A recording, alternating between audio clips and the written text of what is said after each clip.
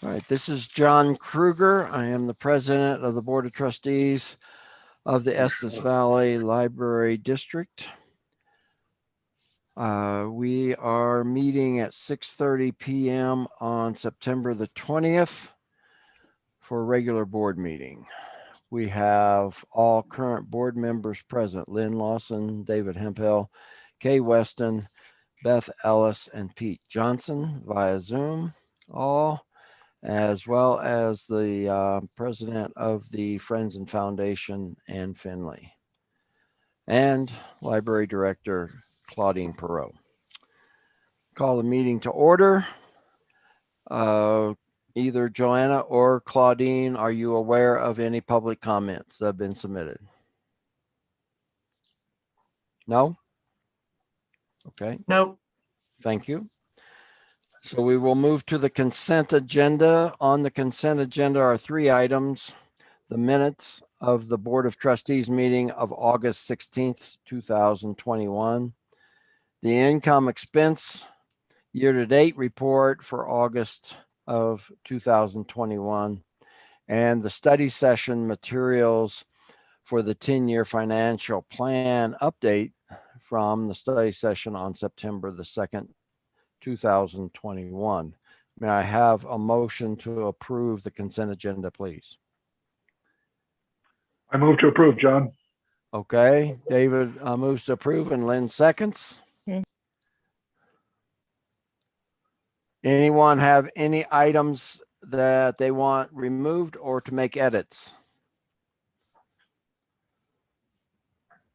I see no indication. All in favor, please unmute yourselves and vote by aye if you approve the consent agenda. Aye. Aye. Aye. All right, I believe I heard all ayes. Anyone opposed? No. Consent agenda is approved. We'll move to strategic discussion reports. The Government Affairs Committee first, and I'm going to call on Lynn Lawson and then after that Pete Johnson to give whatever review of the CalCon meeting which they attended, and then I'll give a few comments. Lynn? Sure. We felt like we were the only 3 trustees there in person out of the whole conference. I can't really address how did it feel different from other years, attendance wise.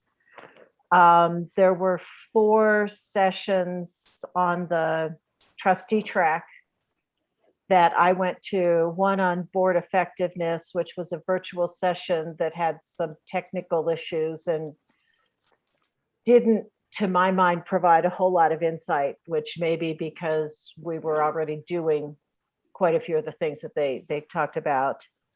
There was a session on censorship and challenges to materials that didn't particularly address the topic that they said they were going to address. Did have some interesting discussion about artificial intelligence and facial recognition and what does that mean for privacy, which wasn't what they were going to talk about, but was interesting nonetheless. There were 2 sessions on strategic planning that I attended. The most useful was Polly Gallagher, who's I believe, a director of the Grand County Libraries, who was really great and talked primarily about the front end of their strategic planning process that they went through recently, the community needs assessment that they did. And she had kind of a framework for how did they decide whether to outsource that, contract it out, or handle it in-house.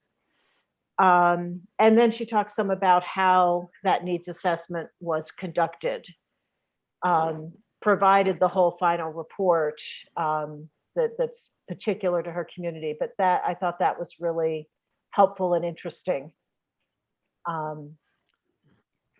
Provided some good insight on what they did, and I think they ended up with a really great process. So those were my takeaways, John. Okay, thank you. Pete, to you.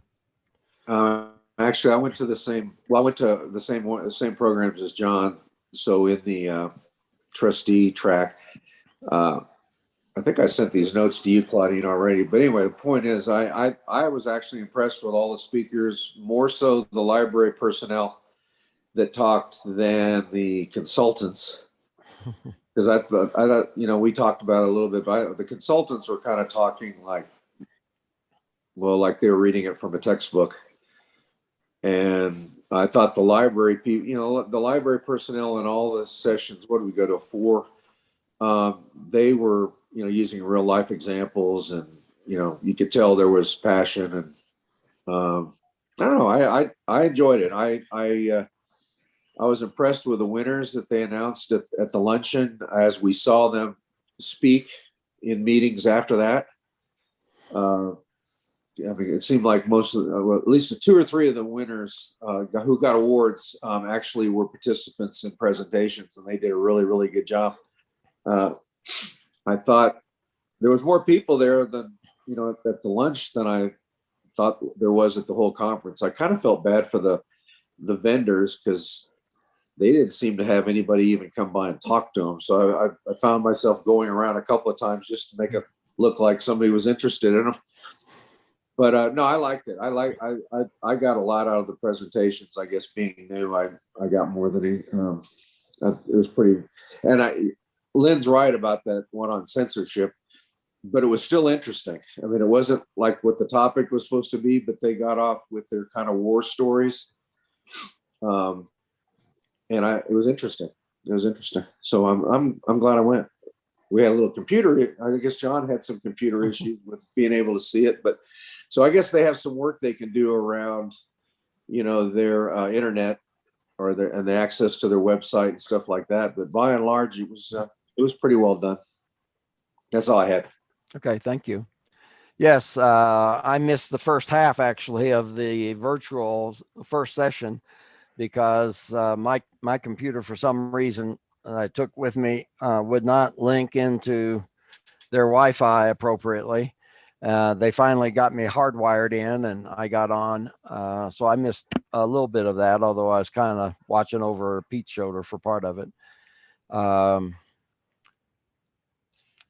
Yeah, I didn't get a whole lot out of that session anyway, I don't think. As Pete was saying, I think the consultant, it was pretty basic stuff. So the highlight for me were a couple of takeaways. On the censorship topic, the item came up about challenges. We don't call them challenges in ours. We refer to them as requests for reconsideration. We actually approved a policy that has that included in it in the intellectual freedom and request for consideration collection set. I recommend that if you don't remember it, that's a good policy to go online and refresh your memory so that you understand the procedures that we go through as far as if something comes up, it goes to staff and Claudine first, and they make a reply and a decision. And if the patron wishes to bring it to the trustees after that for an appeal, if you will, then that's the only time we really hear it. But Claudine brings any of those kind of items to the government affairs. So some of the board is always aware if there is any request for reconsideration on materials. Maybe some education updating that we could do. Another one is on the sunshine law. I stopped by the Setter legal team's booth and picked up some materials that they have.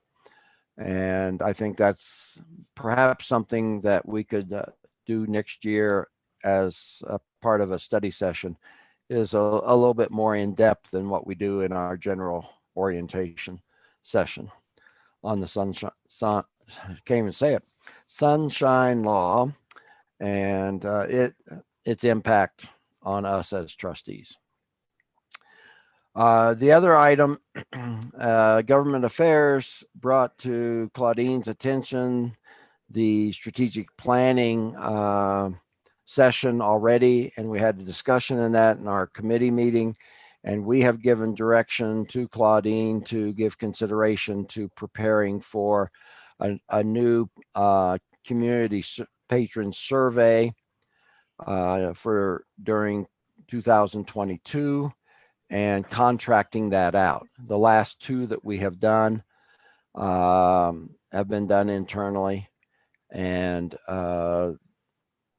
what Polly Gallagher presented and shared with us, I think, is very valid elements that the validity of the survey when done by a third party, as well as the kind of information that we can gather would be very well to have done. The only one that wasn't discussed, Pete and I sat in on the one that was supposed to be instructing us how to talk to legislators as trustees. Well, they talked to us. They were quite entertaining and very verbose in their words about how much they love libraries and so forth. One of them, I won't pronounce her name right. She's down in Adams County, I think. Yeah, Adams County is going to run for U.S. Congress. So that'll be interesting to see what happens. And the other one, Hugh McKean, is the minority leader in the Colorado House, and yeah, he's something else. The takeaway on that was really invite legislators to come to your library and talk to the public, and have one from each party, and they would appreciate and enjoy that, and that gets them to understand what our library is about at the same time when items come before them for consideration. So, hey, John, okay. do you remember how much Polly said hers was? Her using the consultant to gather the data? Was it The particular consultant she used, it was in Boulder, and it was $30,000. Yeah, 30,000 was what I was right. For anything of that amount, an RFP would have to go out per our policies. I think it was much broader than just talking to our current patrons. It broadly looked at the community and did a community-wide needs assessment. It was directed towards the library.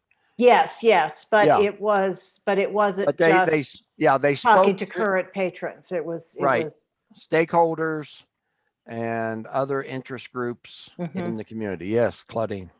John, because you and Lynn mentioned it to me in advance, I did reach out to Polly, and she specifically said they were especially good at getting their survey out to non-users. So just that is, of course, highly valuable to us at this time. Right. Yeah. And wasn't her data gathering exercise, wasn't it broader than her library district? It seemed like it was. Maybe not. I thought it was like several libraries. Well, they have several branches. Several branches. Yeah. So they covered and tried to include stakeholders in each of the different towns where they have libraries. We're fortunate, I guess, to some extent. We just have our one district and one library, but we do have people somewhat outside of the immediate Estes Valley, Glen Haven and Pinewood Springs and so forth. And even some patrons that come from Allen's Park, which is not part of the district formally.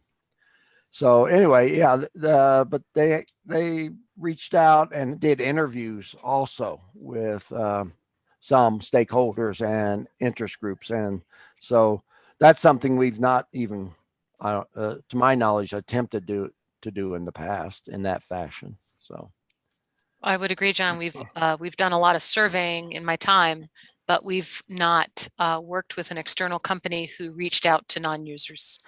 We always ask users, and even when we put stuff in the paper, we find that it's users who respond. So this would be a new direction for us.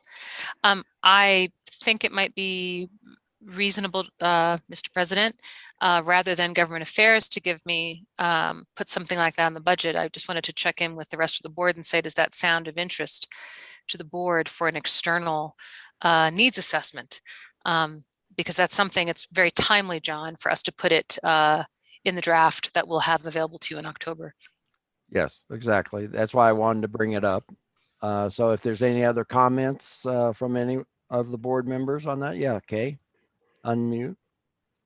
Yeah, I think it's a great idea. I think we're kind of in a what's going to happen. And I think people, how they use the library could change.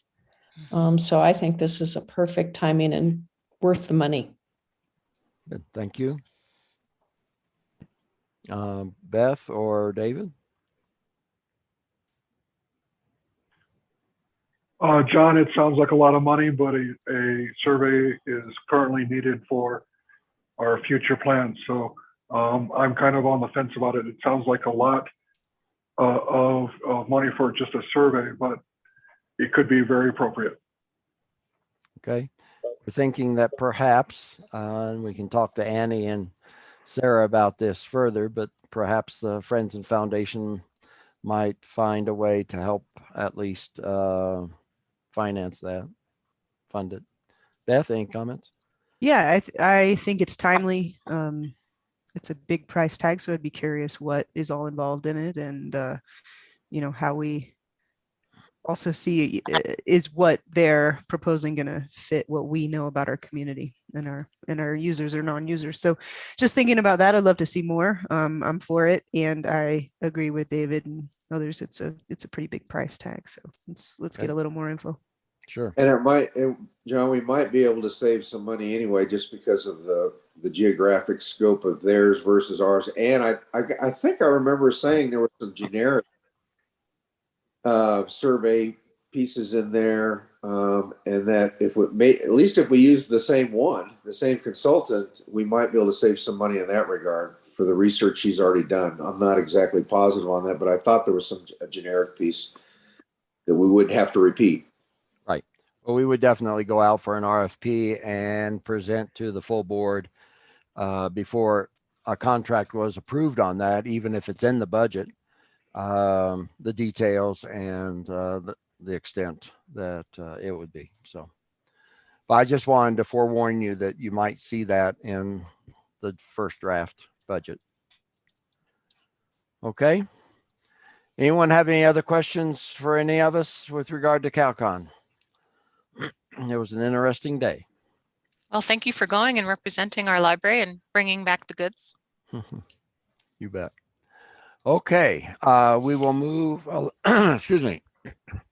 I'm going to bring up a topic. I didn't really clear this with Claudine particularly, but she had brought up to, again, the Government Affairs Committee a while back now, a few months back.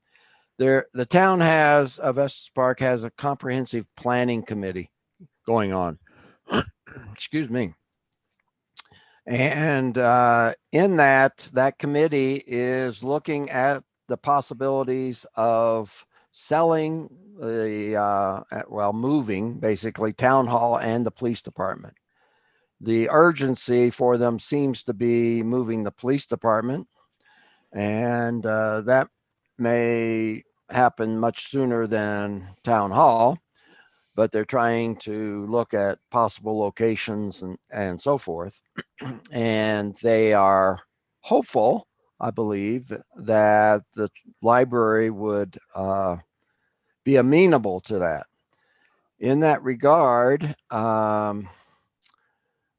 we haven't sat down and had a real discussion with them yet, But I'm proposing that it's probably time to do that. We do have a ground lease that runs through 2089 for the property on which the library exists. We own the building, the town owns the property. We pay $1 a year for the lease. We had that lease looked at by attorneys at my request, at government affairs request, and they believe that it is binding, that there is not an option for eminent domain to be imposed because it wouldn't be for public purposes. It'd be to sell it to non-public purposes. And there's no force majeure clauses that exist. So we may be faced, probably not too immediately, but we may be faced with a discussion with them if they start proposing to sell the property and move. And so we will, if anything really comes up and happens, we will certainly keep the full board apprised. But at this point, I'm hopeful that sometime, if not before the end of the year, possibly early next year, that Claudine and I will sit down with either that full committee or representatives from that committee before they move forward with any other presentations to the town board on this. They've already made a preliminary presentation to the town board, indicating that that was the direction that their committee was moving, was to ultimately move. There's all kinds of things that have to happen, including funding, going to the public with some kind of bond issue for a new building and so forth. So a lot has to happen, but want to make you aware in case someone approaches you that's been listening to town board meetings. Okay. And you might find it beneficial every once in a while to go and look at the recorded meetings or listen in when they actually occur. Unless there's some particular questions that I wouldn't probably be able to answer anyway. We'll move on. Anyone? Okay. Claudine, just put in the chats some information on that you can research if you wish. I would like to add, John, that it wasn't, we were not surprised. It didn't come out of left field. They gave me advance notice and an invitation to speak with their committee so that they knew what our needs were. They were doing they were treating us, I think, very respectfully as if we were a department. Mm-hmm. And they asked what our needs were. And it was my request that said, rather than our specific square footage number of offices, we'd be much more interested in discussing the concepts around the civic campus. I can't remember the exact language that they used, but essentially relocating town hall and other offices in a way that puts them in a zone. So John, thank you for bringing it up. I think it's very timely. And I agree that there may be people watching who are wondering, I want to make sure what they didn't say is that they're selling the land and the library with it, okay? Right. What they did say was there are limited real estate choices for the relocation of town hall.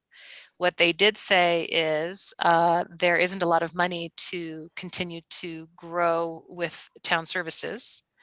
And they did say, that nothing is sacred right now. So there was a discussion from, we want to stay right where we are, depending on who was speaking, to how radically can we move to get all of our needs met. So John, thank you for giving me the floor. I just wanted to say it has been very neighborly.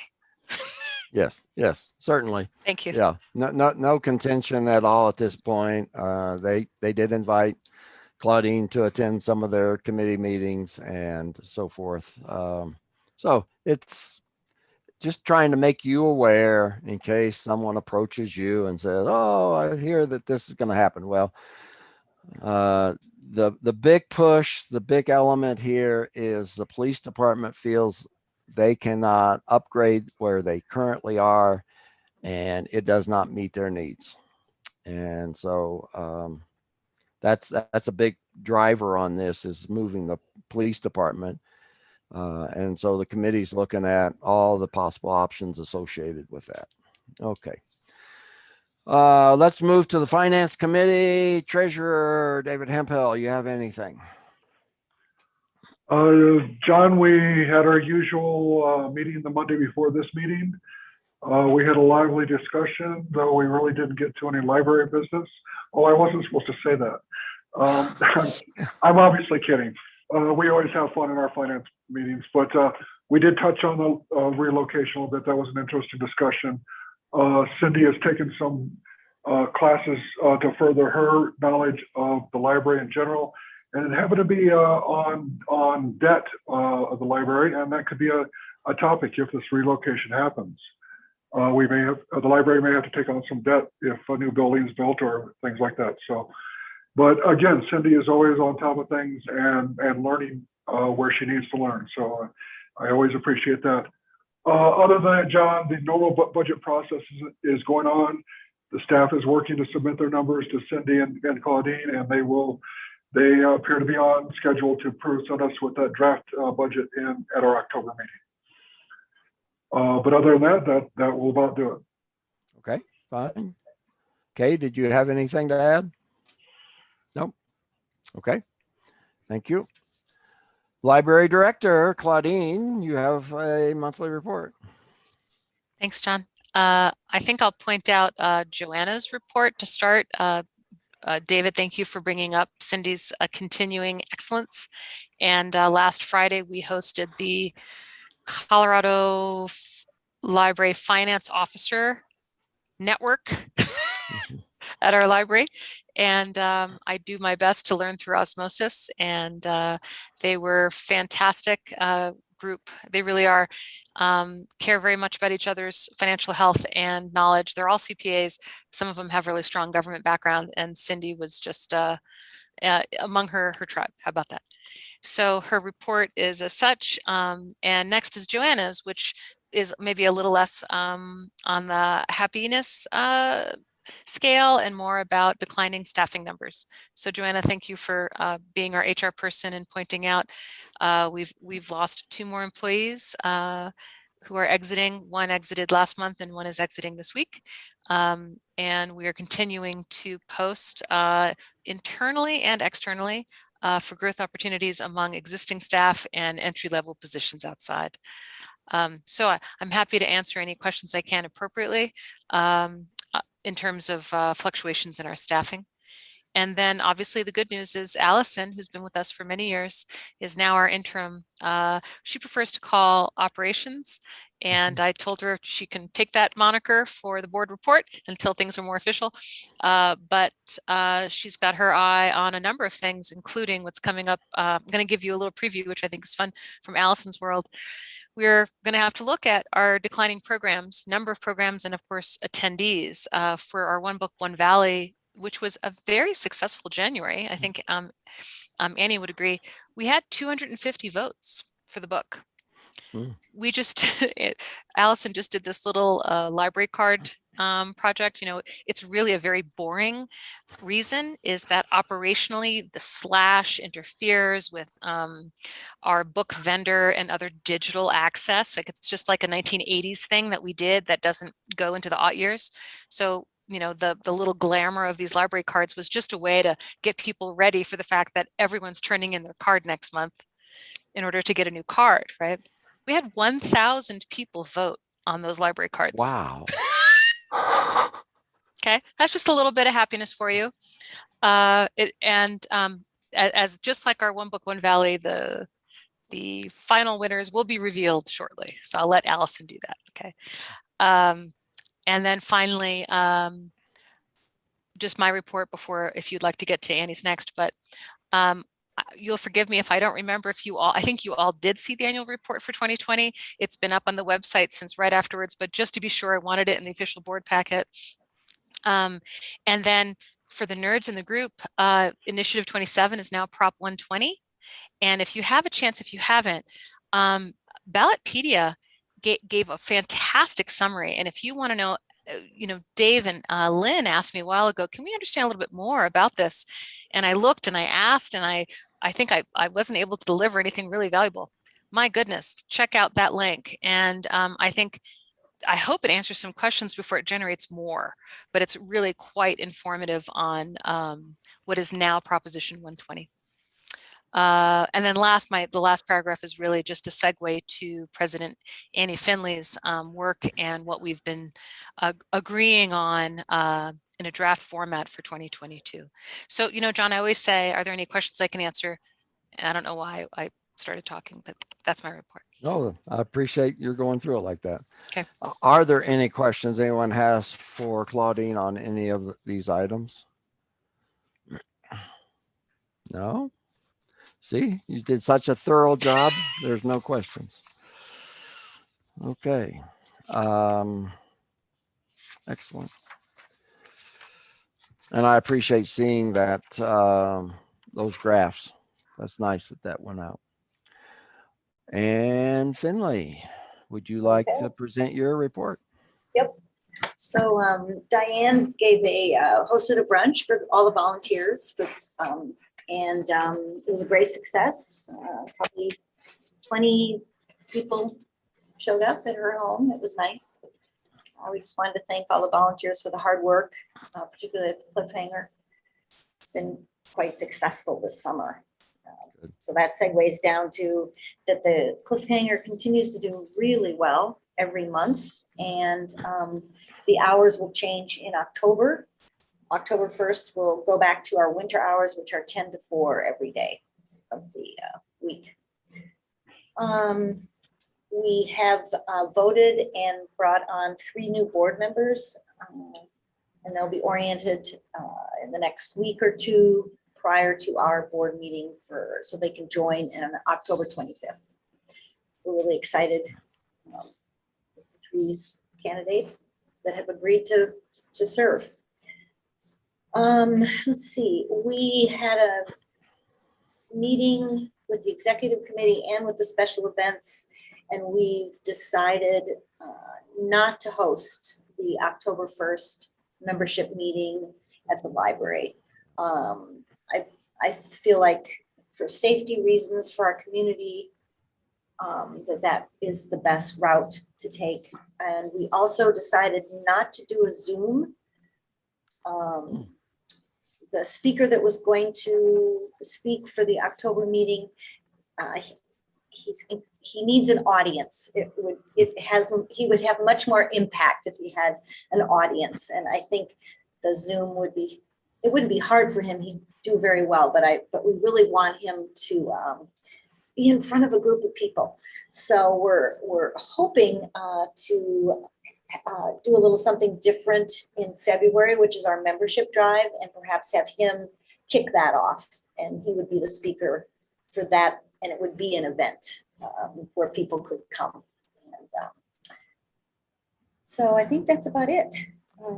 So does your bylaws not require you to have? Oh, I'm sorry. We will have a vote Okay. October 1st. Yes, Okay. sorry. I didn't. Yeah. And Sarah's setting that up so that it will go to all the members for the vote for the slate. Yes. Yeah, Thanks, John. okay.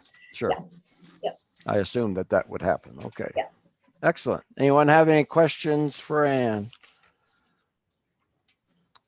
And regards the Friends and Foundation.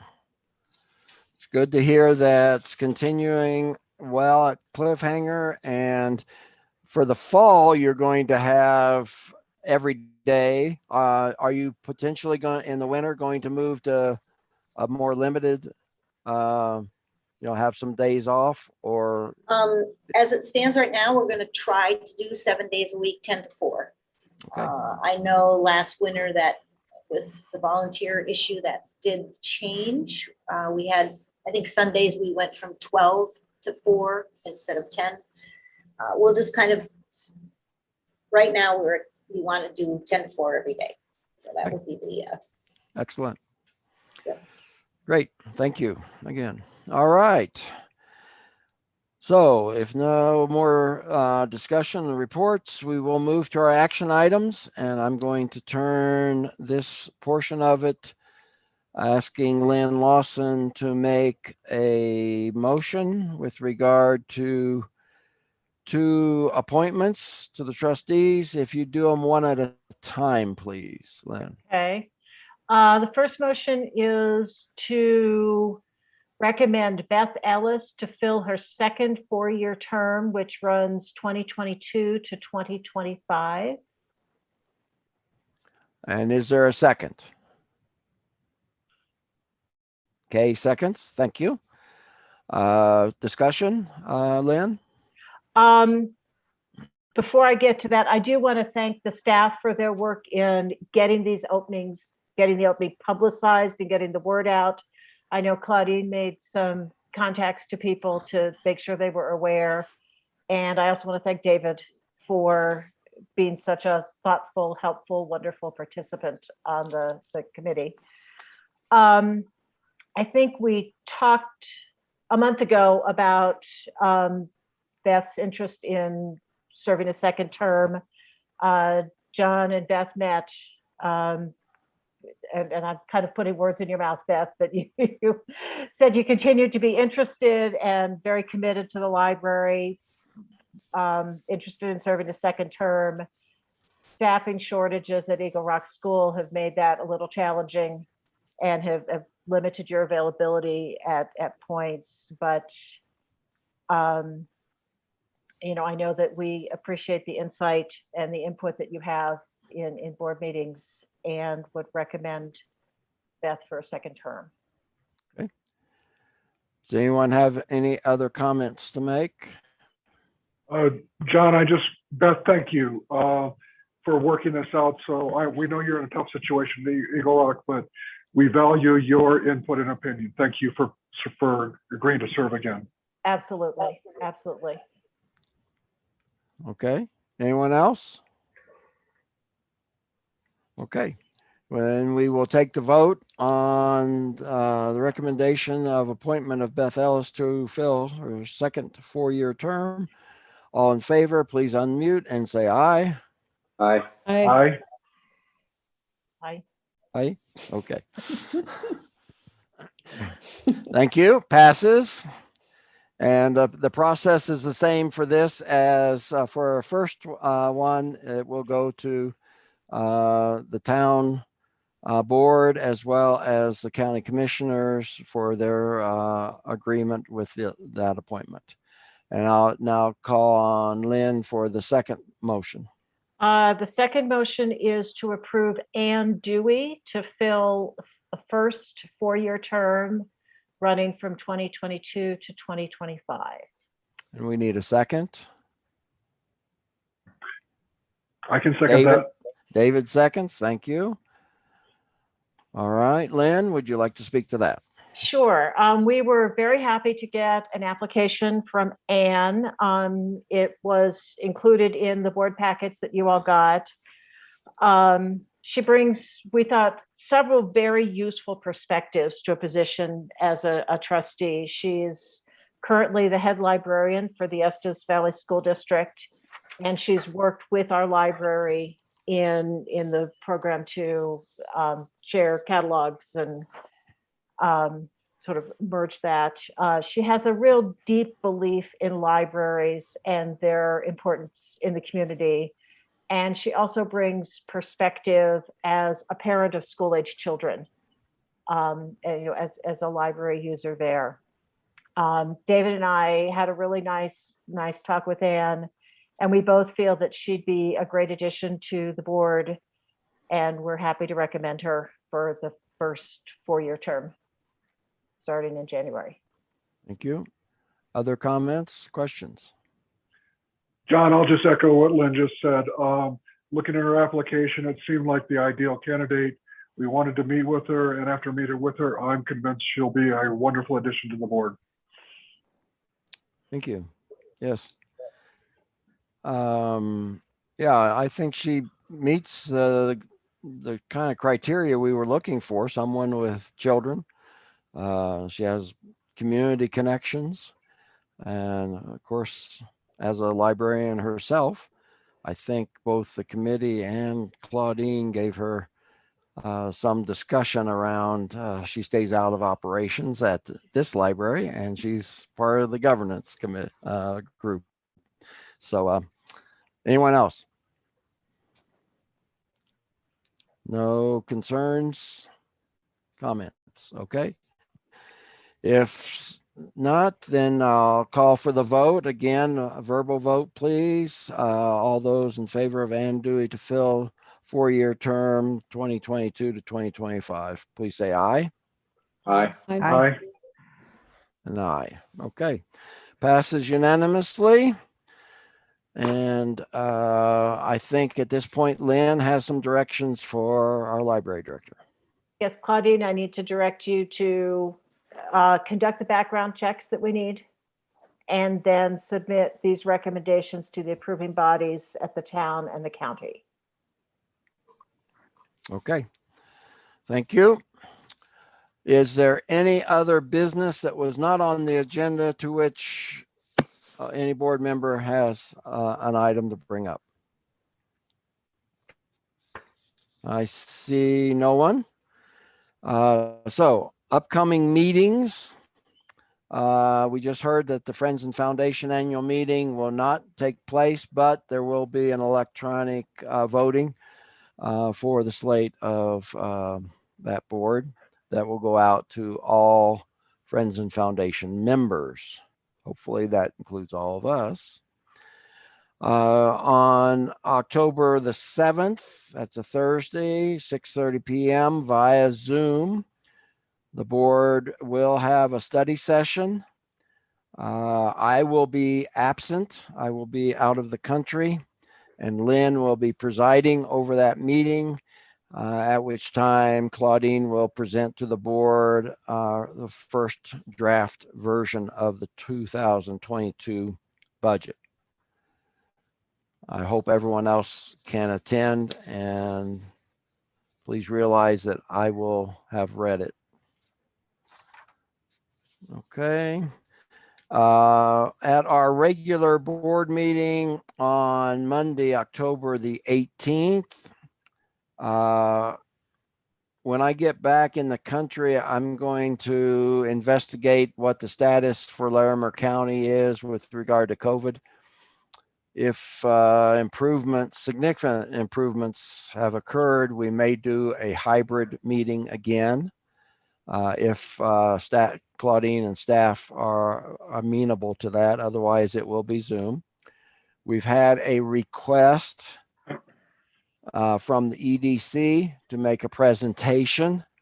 For those of you that are kind of new, we used to have regular presentations at the beginning of most meetings, anywhere from 15 to 30 minutes. And they've asked, and we are inviting them to come and make their presentation. We are members of EDC and have contributed to it, and in the past several years. And we've suggested, I believe, Claudine, that we reduce the amount of that membership that we would contribute to. And that's probably part of their desire to come talk to us.